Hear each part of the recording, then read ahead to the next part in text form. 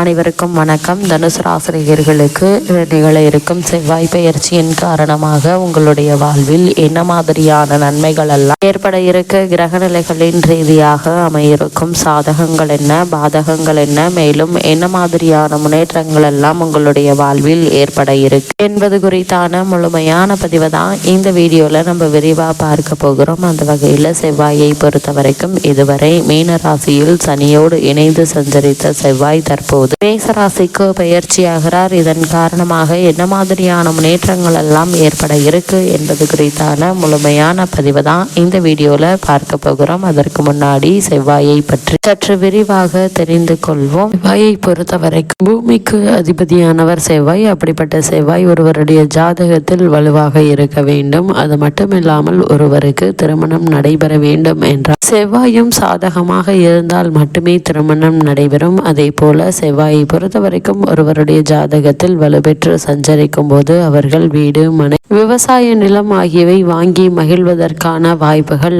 அதிகம் உண்டுங்க. அது மட்டும் இல்லாம அதை தவிர்த்து செவ்வாய் சாதகமின்றி சஞ்சரித்தால் தேவையில்லாத பல இன்னல்களை நீங்கள் சந்திக்க வேண்டிய ஒரு நிலை ஏற்படுவதற்கான சாத்தியக்கூறுகள் அதிகம் இருக்கு. அது மட்டும் இல்லாம செவ்வாய் பகவானை பொறுத்த வரைக்கும் சிவப்பு நிறத்திற்கு அதிபதி இவரே ஆவார். இதன் காரணமாக மருத்துவம், இராணுவம், விவசாயம், அதே போல் மண்ணால் செய்யக்கூடிய மண்பாண்டங்கள் ஆகியவற்றிற்கு இவரே அதிபதி ஆகிறார். இவ்வளவு மேன்மைகள் கொண்ட செவ்வாய் ஒருவருடைய ஜாதகத்தில் வலுப்பெற்று சஞ்சரிக்கும் போது அவர்கள் மருத்துவ சம்பந்தமான படிப்பு அல்லது இராணுவத்தில் இணைவது சம்பந்தமான முயற்சிகளை மேற்கொண்டு வருபவர்களுக்கு சிறு முயற்சியிலேயே நல்ல ஒரு முன்னேற்றம் நிச்சயம் ஏற்படும் என்பதை கிரக நிலைகள் உறுதியளிக்குது. அதே போல செவ்வாய் 7ஆம் இடத்திலோ அல்லது 7ஆம் பார்வை பெற்று சஞ்சரித்தாலோ அவர்களுக்கு செவ்வாய் திசை அல்லது செவ்வாய் தோஷம் ஏற்படுவதற்கான வாய்ப்புகள் இருக்குதுங்க. இதன் காரணமாக அவர்களுக்கு திருமண தடை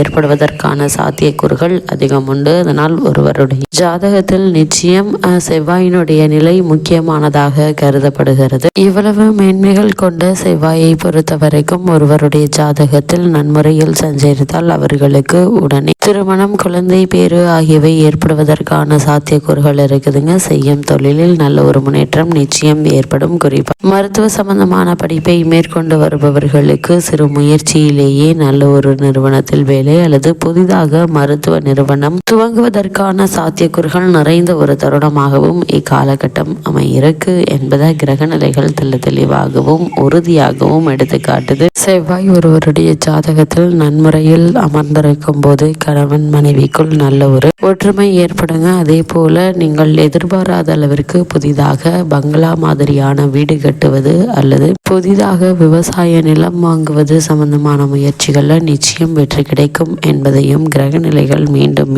உறுதியளிக்குது. அது மட்டும் இல்லாம செவ்வாயை பொறுத்தவரை கலைத்துறையில் உள்ளவர்களுக்கு நல்ல ஒரு வாய்ப்புகள் ஏற்படுங்க. குறிப்பாக ஸ்டண்ட் நடிகர்களுக்கு நல்ல ஒரு முன்னேற்றத்தை ஏற்படுத்தக்கூடிய ஒரு கிரகமாக செவ்வாய் அமைகிறது என்பதை கிரக நிலைகள் மீண்டும் தெளிவுபடுத்துது. செவ்வாயை பொறுத்த வரைக்கும் மற்ற கிரகங்களை விட ஒரு செயலை துரிதமாக செய்து தடாலடியாக முயற்சிகளை மேற்கொண்டு வெற்றி காணக்கூடியவர். அது மட்டுமில்லாமல் புதனை பொறுத்த வரைக்கும் அவர் புத்தி மற்றும் கல்விக்கு உரியவர். அதே போல் செவ்வாய் ஒருவருடைய ராசியில் பலம் பெற்று சஞ்சரித்தால் அவர்களுடைய உடல் ஆரோக்கியம் மற்றும் அழகில் அவர்கள் அதிக கவனம் செலுத்துவார்கள். குறிப்பாக உடற்பயிற்சி கூடங்களில் தமது உடலை கட்டுக்கோப்பாக வைத்திருப்பவர்கள் செவ்வாயினுடைய ஆதிக்கத்தில் பிறந்தவர்களாக இருப்பார்கள். அதே போல் செவ்வாய் உரையில் பிறந்தவர்கள் அதிகம் செவ்வாயினுடைய ஆதிக்கம் பெற்றவர்களாகவே இருப்பார்கள். இவர்கள் அதிகம் தன்னுடைய உடல் ஆரோக்கியத்தில் கவனம் செலுத்தக்கூடியவர்களாக இருப்பார்கள்.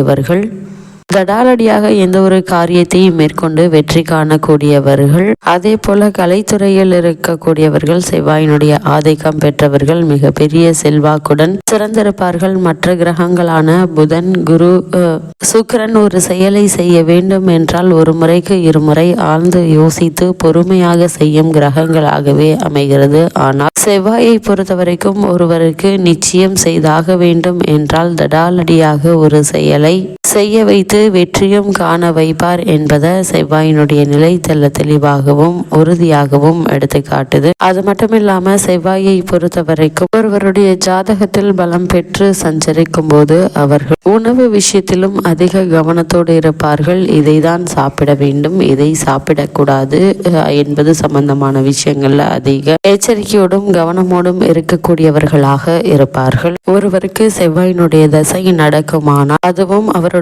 ஜாதகத்தில் செவ்வாய் பலமாக இருக்கும் பட்சத்தில் பங்களா, விவசாய நிலம், பண்ணை வீடு ஆகியவற்றை அதேபோல் வாகன வசதிகளையும் தாராளமாக ஏற்படுத்தி கொடுக்கக்கூடியவர். அதேபோல் அவர் பலம் இழந்து சஞ்சரிக்கும் போது அந்த திசை நடக்கும் போது தேவையில்லாத இன்னல்களை ஏற்படுத்தக்கூடியவராக இருப்பார்கள். குறிப்பாக உஷ்ண சம்பந்தமான பிணிகளை ஏற்படுத்தக்கூடியவராகவும் செவ்வாய் இருப்பார். இவர் அதிக கோபம் உடையவர். செந்நிறத்திற்கு இவரே அதிபதியாகிறார். அதேபோல் இவர் சாதகமாக சஞ்சரிக்கும் போது பல முன்னேற்றங்களை உங்களுடைய வாழ்வில் ஏற்படுத்தக்கூடியவர். அதேபோல் இவர் பலமிழந்து சஞ்சரிக்கும் போது பல இன்னல்களை ஏற்படுத்துவார் என்பதையும் கிரகநிலைகள் மீண்டும் மீண்டும் தெளிவுபடுத்துது. ஆனால் ஒருவருக்கு சாதகமாக இருக்கும் போது செய்ய வேண்டும் என்று முடிவெடுத்து விட்டார். தடாலடியாக எந்த ஒரு யோசனையும் இல்லாமல் அவர்களை ஒரு செயலை மேற்கொள்ள வைத்து அவற்றில் வெற்றியும் காண வைப்பார். அந்த வகையில் செவ்வாய் மிகுந்த வெற்றி உரியவராக அமைகிறார் என்பதையும் கிரகநிலைகள் மீண்டும் மீண்டும் தெளிவுபடுத்துது.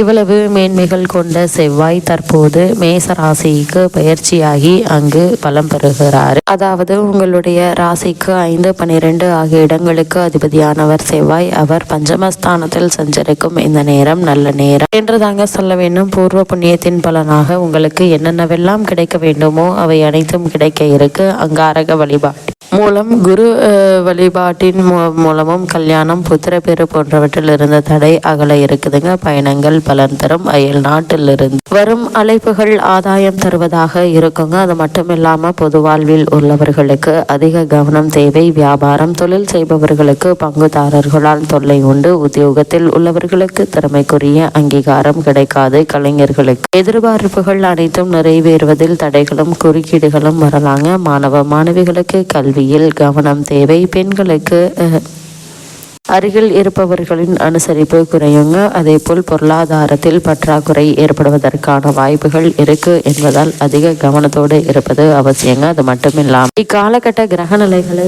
ஆராய்ந்து பார்க்கும்போது உங்களுடைய ராசியை பார்க்கிறார். எனவே நல்ல சந்தர்ப்பங்கள் நாடி வரும். பொருளாதார பற்றாக்குறை அகலுங்க. பொது வாழ்வில் உள்ளவர்களுக்கு கௌரவம், அந்தஸ்து உயர இருக்கு. அதே நேரம் அர்த்தாஷ்டம சனியினுடைய ஆதிக்கம் தொடங்கிவிட்டது. சனியோடு செவ்வாயும் இணைந்து இக்காலகட்ட தொடக்கத்தில் எதிர்பாராத விரயங்கள், மருத்துவ செலவுகளும் உண்டுங்க. ஆரோக்கிய சீர்கேடுகளால் மன நிம்மதியை இழக்க நேரிடும். எனவே அது ஆகாரத்தில் கட்டுப்பாடும் அலைச்சலை குறைத்துக் கொள்வது நல்லது. வாகன மாற்றத்தை செய்ய உகந்த நேரம் என்பதால இந்த தருணங்கள்ல புதிதாக வாகனம் வாங்குவது சம்பந்தமான முயற்சிகளை தாராளமாக மேற்கொள்ளலாம். நல்ல ஒரு முன்னேற்றம் ஏற்பட இருக்கு. இத்தருணங்கள்ல கிரக நிலைகளின் ரீதியாக கூறப்படும் பரிகாரம் என்ன என்று பார்க்கும்போது வீட்டிற்கு அருகாமையுள்ள முருகன் ஆலயத்திற்கு சென்று செவ்வரளி மலர் சாற்றி முருகப்பெருமானை செவ்வாய்க்கிழமை தோறும் வழிபடுங்க. எண்ணற்ற நன்மைகள் நிச்சயம் உங்களுடைய வாழ்வில் ஏற்படும்.